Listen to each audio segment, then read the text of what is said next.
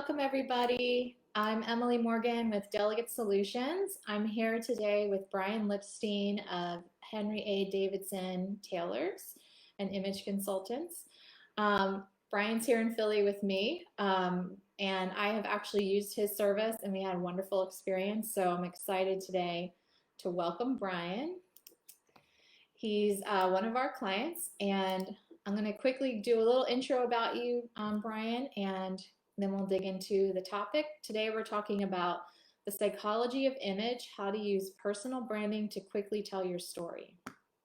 So Brian's advice to his clients is to find your passion and prioritize it, which is interesting for an image consultant to have that approach. So I'm excited to hear about sort of your methodology with that.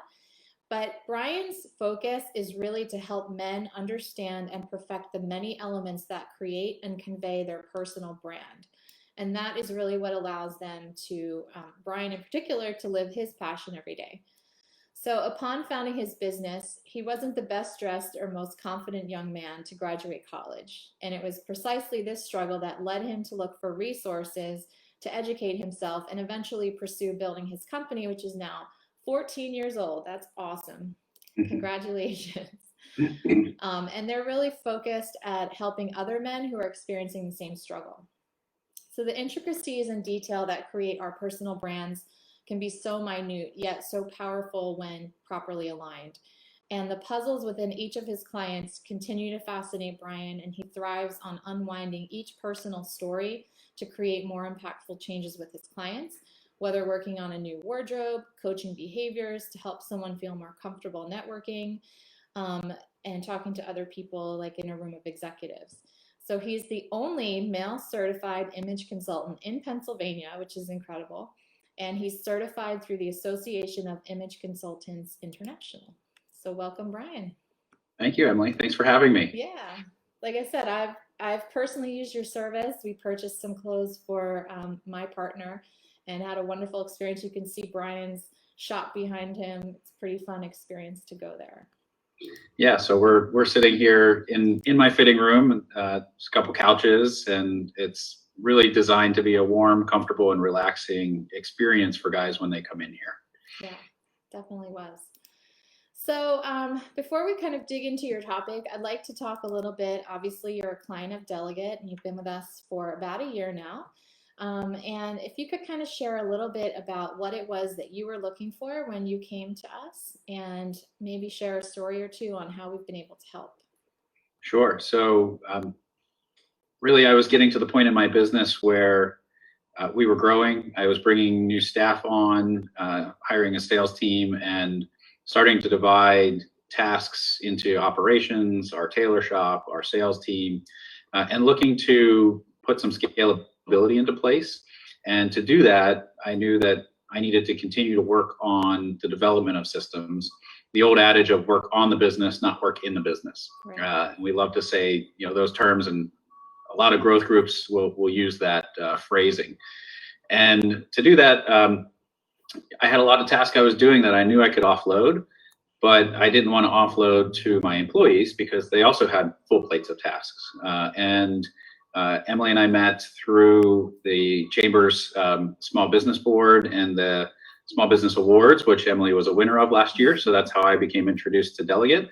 And as soon as I heard her interview, as a finalist, and obviously she was selected as the winner, I said, we need to talk. I said, I think I could use your services. And it was really Delegate's approach to partner with their clients as opposed to just be a provider of service, and really set everything up in a way that made me feel comfortable that if I no longer needed their services, or we outgrew the services, or I hired somebody to take over some of the things they were currently working on so that they could then work on other things, they partner with us to train and set up everything so I still had the ownership of it, as opposed to making me feel like I was locked into something because they were doing things that I had no idea how or why or what they were doing, regardless of the outcome. So I've loved that. As soon as I came on board, they had recommendations for a couple of software elements that we implemented into our business that helped productivity and organization. And it's just made a world of difference in setting up processes and allowing us to really develop repeatable schedules that I can hand off to my employees that make communication that much easier. And we've really put a pretty aggressive growth plan in place that we've been implementing over this year. So even with COVID, even with government mandated shutdown of my business for 3 months, we are growing. We're not just surviving, but we're thriving. And I'm excited about the vision I have for my future, which a big part of that comes from the assistance of the Delegate team. So that's my story. Those are really kind words. Thank you. So I guess let's talk a little bit about your area of expertise, which is around branding and how you can use branding, the psychology of that, to really tell your story. And a lot of that comes down to image, but I'd love to hear a little bit about your philosophy on this topic in particular. Absolutely. So we're always communicating with our audiences, whether it's strangers passing us on the street or somebody we've known for 20 years. When we show up in any really realm, whether it's a physical presence or through a Zoom conference like this, or even just a telephone call or a written email, we're giving clues as to who we are as a person. The word choice we use, the correct or incorrectness of the grammar in the way we structure our sentences, the way we speak, the tonality of our voice, the intonation, all conveys mood, it conveys education level, it conveys a myriad of different elements that we look at somebody and we say, do we like this person? Do we trust this person? Do we think this person's successful? And when we can put ourselves in a position where we're being looked up to, everything happens a lot more easily. So really, when we talk about a physical presence, which we hope to get back into, face-to-face meetings sooner than later, and networking events, and being able to enjoy the company of others in a room where we're all there for similar reasons. But if you imagine when you first walk into a room full of strangers, you don't know who's in that room, and the people in that room don't necessarily know who you are. But do you want to have to fight to get into a conversation with somebody, or do you want somebody to look at you and say, who is that person? I need to know them, and draw them into you, whether or not you're a CEO of a Fortune 500 company or an entrepreneur who's just started their business. Nobody knows that difference, but they get a feeling from that, and you can fake it till you make it in a certain sense that will draw somebody in and make them more interested in you. And it conveys your values, your history, your upbringing, your education, and it tells a story about where you want to go, what's important to you. So using our own image, and we define image as not just appearance, but we call it the ABCs of image: appearance, behavior, and communication, and understanding hand movements right here. I made sure that I positioned the camera so that you could see my hands today, because hands are another element that give us a clue into somebody's intentions. Palms up as opposed to palms down send a very different message. Hands out of the pockets as opposed to hands in the pockets affect the communication that you're giving to somebody and how it hits home. So all of that becomes part of your personal brand, your personal story that you're telling. And what really happens is, when you can align all of those different details to be sending the same message and working in harmony with each other, the impact of your message becomes that much stronger. If you think about the reverse of that, where you have certain details communicating one story and other details communicating another story, what you're doing is you're creating confusion in your audience, and all of a sudden they don't know what to believe. Mm-hmm. You're not building trust with them. And of course, we all know that we don't do business with somebody we don't trust. We don't do business with somebody we don't like. So building that trust, building that likability, and that follow through starts from really before the moment you even get to open your mouth, if we're meeting in person. But if you're meeting digitally, obviously the words you say and how you say them really do matter. Yeah, I think first impressions are so important. Like, I've always believed that mantra, that how we present just in the first meeting really impacts how things are going to play out over time. Can you walk us through how you approach working with your clients to address some of this type of stuff? Absolutely. So If somebody's interested in working with us, the first thing we want to do is get to know them. We might have a phone call for 15 or 20 minutes just to get some background information, make sure that it's worth both of our time to get together in person and continue the conversation. If somebody's calling me from Westchester, Pennsylvania, which is about an hour drive into the city, I don't want them to have to come all the way here just to find out we're not a fit to work together.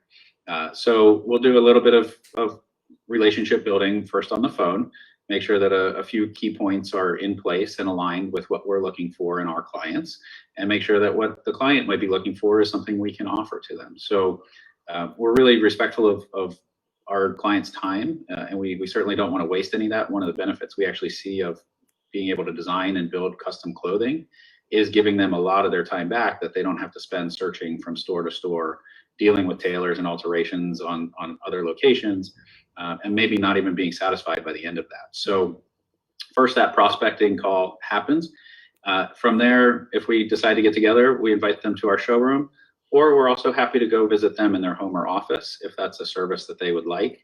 And the beginning of that conversation starts with a lot of background finding. If we want to find out who they are, where they grew up, where they went to college, what their interests are, what their job position is, where they see themselves 2 to 3 years down the road in their job, who they interact with. Are they interacting with superiors? Are they leading a team where they require authority, in terms of that figure of that interaction? Or are they on an even playing field? So do they want to make everybody comfortable because they're interacting with others at a lateral level to them?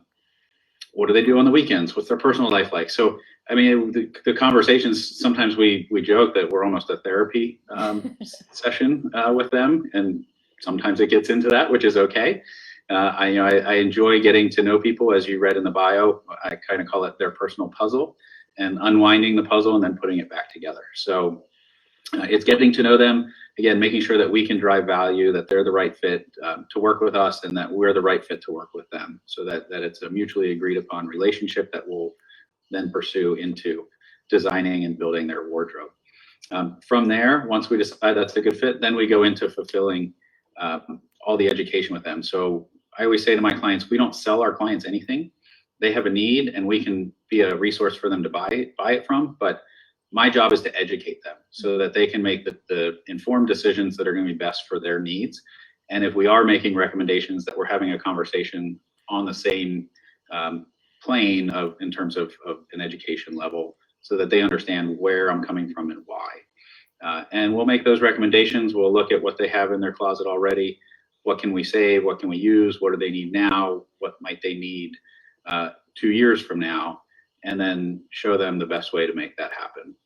And every time you get a new piece of clothing, I mean, you know it. Women know it better than men in general. What putting something new on can do for you, can make you feel, how you stand taller. But men know it too. And if they really are into it, they pay attention to it and understand the why of why it's important. Mm-hmm. Then it has that much more impact for them. So nothing pleases me more than a guy who picked up his first suit and a week later is sending us emails saying, I work here and somebody complimented me. I work here, and the clerk at Wawa commented on the jacket you made me, and I've never had anybody comment on my clothes in my whole life. Wow. And that's happened. So they get noticed, they get remembered, and they stand out for the right reasons when we really can put their puzzle together for them. And so you're helping them select the clothes to tell the story that they're trying to tell, right? Effectively. Exactly. So colors play a role in that. When we see a color, different colors, we react emotionally to color. Patterns play a role in that. Where does the eye go? And does somebody really hear the words as clearly, or are they more focused on, wow, that guy didn't know how to combine the patterns? So, what can be, even though you're in a suit and a shirt and a tie, it can still be a distraction if it's not done the right way. If it doesn't fit correctly, it can be just a distraction or send a negative message. So we're really picking it apart to make sure that all those elements of the message are clear and consistent and moving in the direction that the guy wants to move. It's amazing work, and I wish that you worked with women.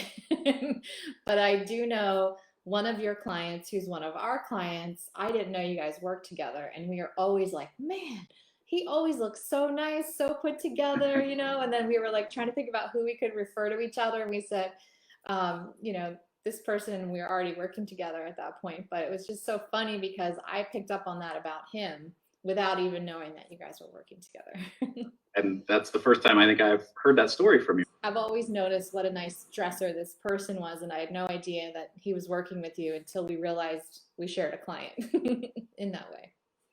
Yeah, and that's great. I love that made showing up for work today worth it. That comment. Well, I have one more question. I guess, what are some of the challenges that your clients have when they come to you? Like, where do they get hung up in making the decision to work with you, and how do you help them through that?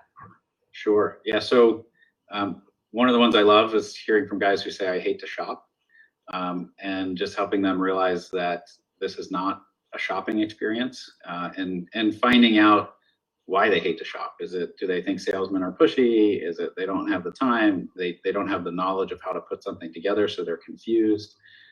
It could be a lot of different elements that are coming into that feeling for them. So we dig a little deeper, we figure out what it is they don't like, and then we show them how this is different. A lot of guys have come in with that comment and left here saying, this was the coolest thing I've ever done. It is an experience. And they say, thank you so much for taking the time and spending the time and sharing everything that we share with them. So it really is an educational journey. And whether we've worked with guys who are in high school going into college, if their parents are buying them something, all the way up through, I have guys in their 60s and 70s I've worked with who we take through our educational experience, and they say, I never knew this. My whole life of dressing, I've worn suits, and I never knew any of this about the suits. So sometimes it's a price objection. And again, that price objection typically comes from that misunderstanding of what a low quality suit is versus a high quality and the differences that exist. Mm-hmm. So the education really solves a lot of that and helps them understand that the finished product, and I started in the same exact place. So what I love is that I take them along my journey, and I can have not sympathy, but I could have empathy with them at any point that they're at and understand exactly what they're thinking or feeling, because at one point I was there too. And again, you read that in my bio. When I graduated college, I didn't know how to dress. I didn't know why it was important. I didn't know what messages I send. And I kind of think about it now thinking, man, if I knew all this going through college, how my life would have been completely different. How, relationships with professors and my interactions in class could have been different. How a dating life could have been different. How, I think about all the messages I probably did send in college, and I am mortified sometimes by it, but that's what college is for, making mistakes, right?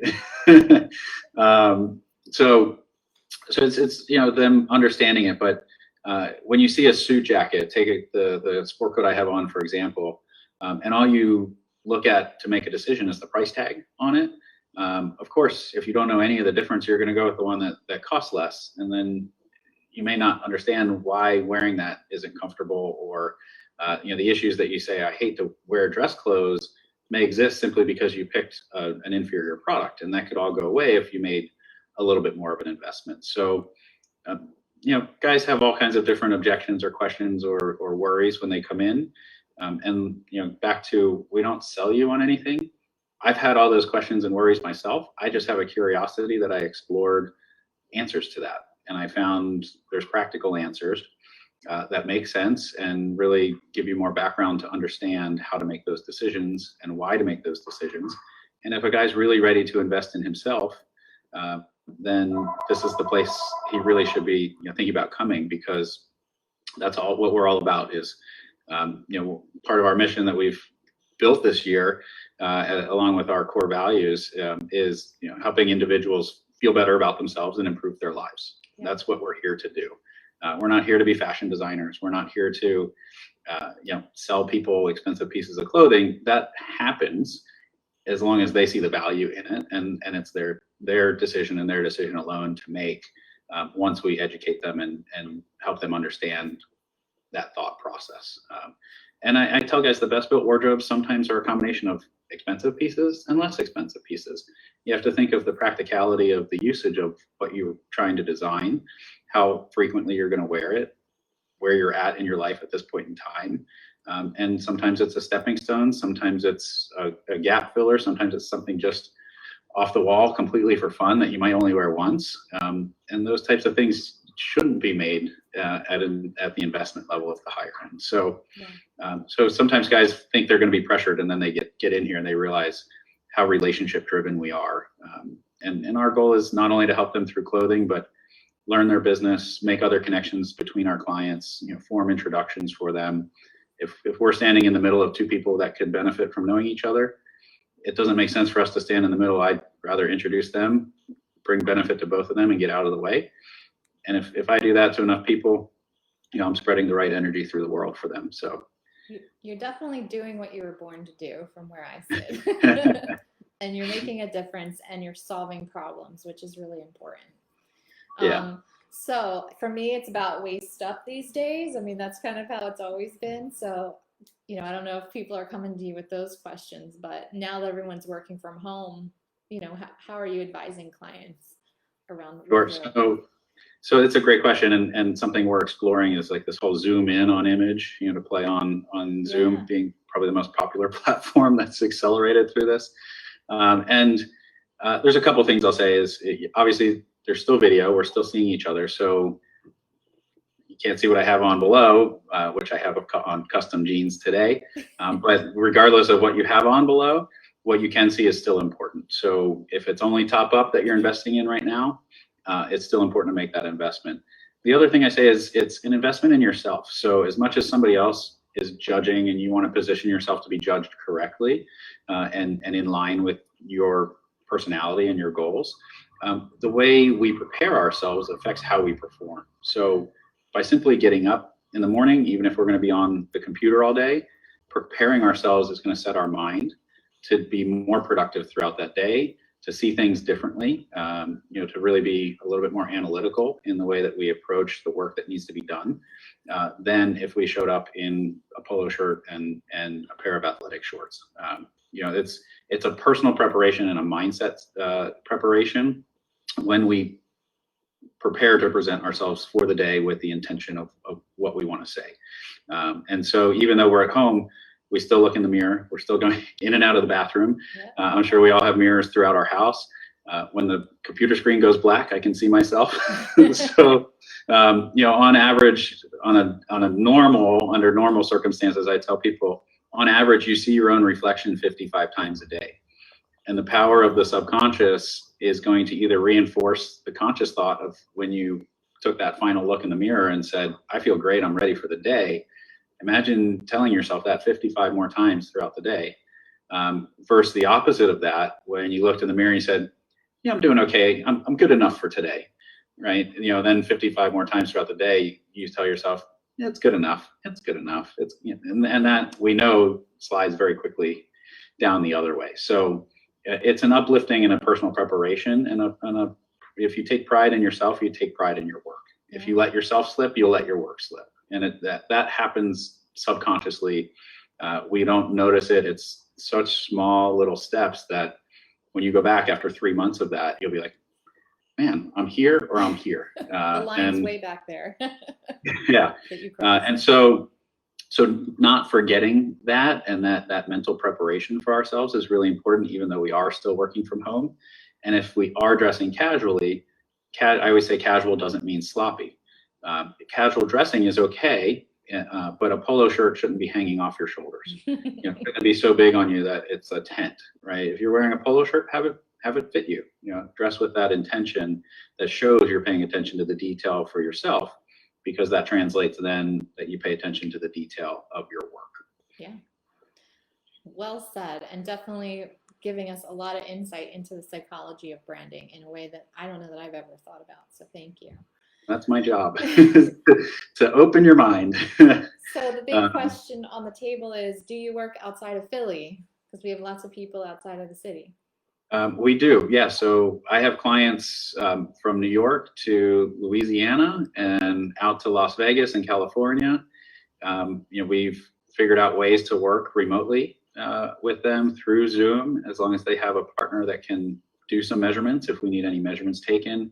And we'll do consultations with fabrics, and the conversation can happen certainly digitally. It doesn't have to be in person. Personally, I travel radius, I've traveled probably out to Harrisburg, down to DC, up to New York, into the Jersey Shore. So if we are looking at traveling, we do that.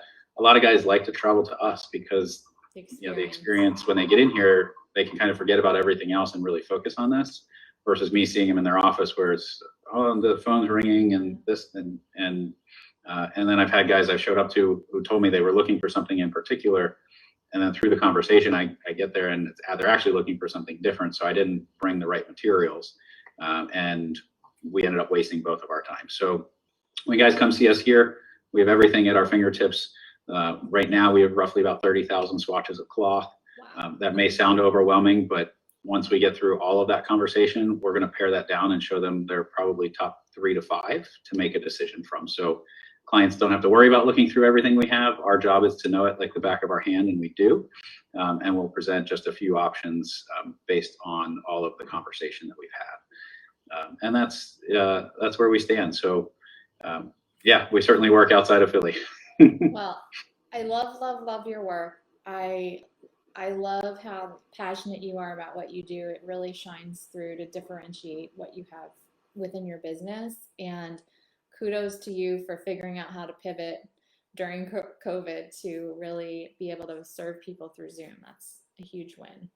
Thank you. Yeah, it's been a challenge, but it's kind of been fun. It's kind of been, it's everything a business owner experiences, right? You have your fun days, you have your frustrating days, but I love a good challenge, and I'm pretty hard-headed, so I'll see that challenge through, with the exception of the rule of insanity. I won't continue to do the same things and expect different results, which a lot of guys tend to do that as well. So just bringing that all around, helping our guys accomplish what their goals are is what our mission becomes.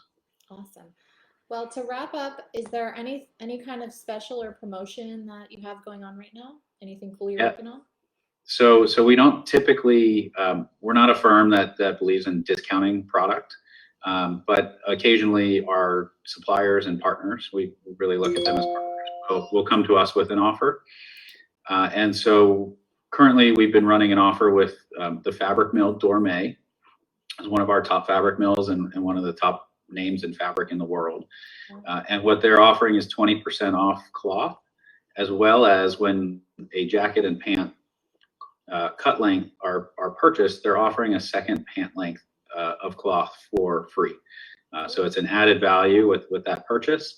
And that's not us, that's the mill offering it to us so that we can offer it to our clients because of our relationship with them. So that is only running until Labor Day. We're in the final week of offering that, and it's been a really attractive offer that's probably helped us come back from the COVID shutdown as strong as we did. So we've seen great success with it, and it's actually strengthened our relationship with the mill that we're going to be able to offer other things in the future. But right now, that's the particular offer that's going on for the remainder of this week. Sounds like a win-win. And where do people go to connect with you? Sure. So they can find us online. If you Google Henry Davidson, obviously we'll come up right there. Our website is henrydavidson.com. And just note that Davidson is spelled with an E and not an O in it. It's the Nordic, there's roots in the name back to Norway. And so that's the way they spell Davidson up there. They can call us. The store number is 215-253-5905. And there will be an automated answering system, but if they just hit 1 right away, they'll be able to get through to a live person immediately. And then, of course, all of our social media platforms, Facebook, Instagram, LinkedIn, Twitter, Pinterest, all of our handles are at Henry Davidson. So just take the A out of anything that you're doing online with us. The A is our formal business name, Henry Alexander Davidson. And we just, in our digital properties, it's all just Henry Davidson. And who's Henry Davidson, just for my own personal knowledge? Sure. So it is a story that's a little bit buried on our website, but it's there. When I started the business, I had been thinking about what to name it. And through friends and family, we heard stories about this gentleman, Henry Davidson, who was known to always be well-dressed, whether he was doing something business-related or social. So he was a guy that paid attention to his image when he left the home. and even when he was at home. And because of that reputation that he was known for, we kind of looked at what we were trying to do with our clients. And what we said is, when our clients are done working with us, we want them to have that reputation. So we decided to honor him and his reputation by naming the business Henry A. Davidson. And he was a real person, and I've been contacted by members of his family since, which is pretty exciting, as they were cleaning out old family boxes, and they said, "We have these photos, would you like them?" So we actually have photos, and I have a little news clipping. He was knighted in Norway as part of the Merchant Marines in World War II in Norway, and then he served in politics. Yeah, he was a consulate to Norway here in the United States. So fascinating story, but all built on his reputation. And that's what we try to help our clients do through their personal brand, is build their reputation. I love it. Well, it was such a pleasure. Thank you for sharing your experience, your knowledge, your own methodology with it. It's really invaluable stuff. So thanks again. Absolutely. Thanks for thinking of us and having us on, and allowing me to share. As you said, clearly I'm passionate about it, and that passion comes from my own transformation and journey from a sloppy college kid to a young entrepreneur. Well, rock on. You're doing a great job. So we'll talk again soon. Thanks, Brian. Sounds great. Thanks, Emily. Take care. Bye.